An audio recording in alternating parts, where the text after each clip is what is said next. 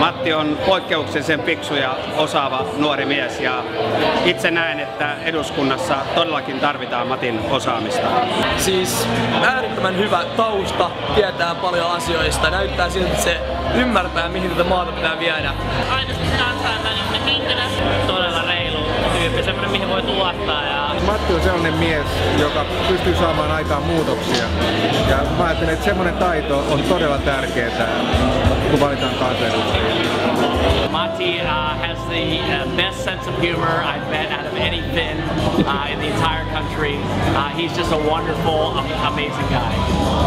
Palava halu vaikuttaa maailman, Euroopan ja Suomen asioihin.